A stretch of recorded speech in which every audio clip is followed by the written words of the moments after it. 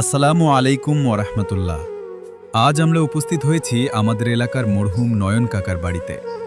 আপনাদের নিশ্চয়ই মনে আছে, গত ৬ মে নয়ন কাকাকে নির্মমভাবে হত্যা করা হয়েছিল। কিন্তু অত্যন্ত দুঃখের বিষয়, এতদিন পার হয়ে গেলেও এখনও এই হত্যাকাণ্ডের প্রকৃত রহস্য উদ্ঘাটিত হয়নি এবং সুষ্ঠু বিচারও নিশ্চিত হয়নি। আমাদের একটাই দাবি, নয়ন হত্যা নিরপেক্ষ তদন্ত হোক, প্রকৃত অপরাধীদের আইনের আওতায় এনে দ্রুত বিচার নিশ্চিত করা হোক। নয়ন কাকার চলে যাওয়ার পর তার পরিবার আজ অনেক কষ্টে দিন কাটাচ্ছে। তার 2টি ছোট সন্তান রয়েছে। ঘটনার সময় তার স্ত্রীও অন্তঃসত্ত্বা ছিলেন। একজন স্বামীকে হারানোর কষ্ট আর ছোট ছোট সন্তানদের ভবিষ্যতের চিন্তা এই পরিবারটির জন্য প্রতিটি দিনই সংগ্রামের। এই কষ্টের সময়ে দক্ষিণ বেতিয়ারা রুহামা ফাউন্ডেশন তাদের পাশে দাঁড়ানোর একটি ছোট্ট চেষ্টা করছে। আলহামদুলিল্লাহ। আসসালামু আলাইকুম।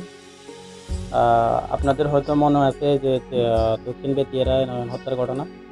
আমরা আজকে আসছি তাদের বাড়িতে। এখানে একটু আমরা আমাদের ফাউন্ডেশন থেকে কিছু টাকা উঠেছিলাম। তাদের পরিবারে এখন একটু অশান্তির মধ্যে আছে, টাকা পয়সা নিয়ে একটু সমস্যা আছে। আপনারা যারা সহযোগিতা করছেন, আমরা তাদের নাম সহ তাদেরকে সব টাকাগুলো বুঝিয়ে দেব।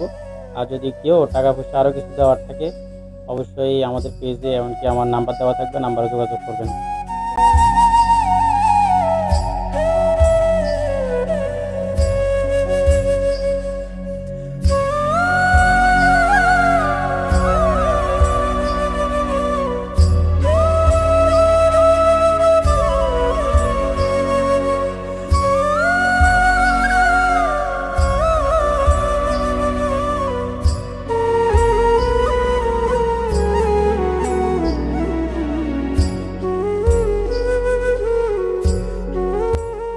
যারা টাকাগুলো দিয়েছেন তাদের নাম হচ্ছে মোহাম্মদ পাবেল, দক্ষিণ বেতিয়ারা, ওমান প্রবাসী, সে 1000 টাকা দিয়েছেন। মোহাম্মদ কুয়েত, কাতার প্রবাসী, সাতগড়িয়া, সে 2000 টাকা দিয়েছেন।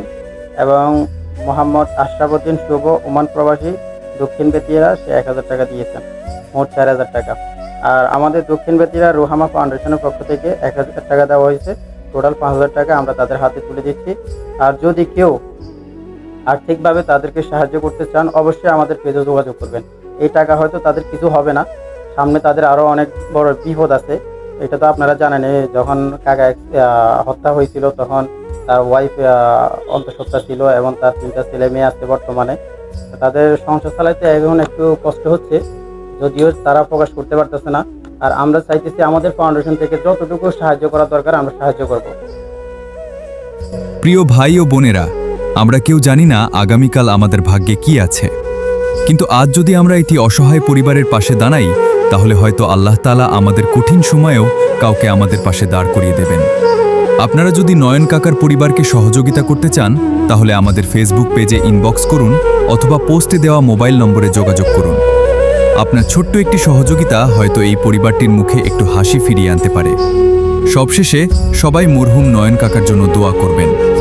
আল্লাহ তাআলা যেন তাকে জান্নাতুল ফিরদাউস দান করেন এবং তার পরিবারকে ধৈর্য ধারণ করার তৌফিক দান করেন।